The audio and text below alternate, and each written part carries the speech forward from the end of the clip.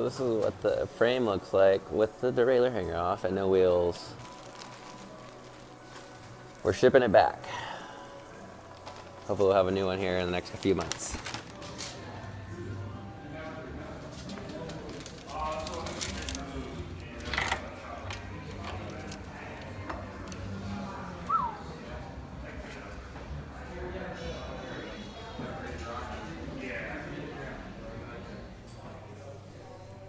So I'm here at Mike's Bikes waiting to get my bike back. And I found one of the helmets I was looking at online.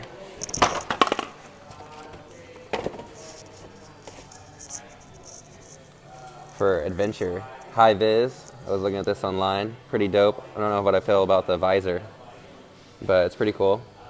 They got the high vis green, and then they also have the blue one to match those shoes I was looking at that are blue and black, the mountain shoes from Giro. What do you guys think about these?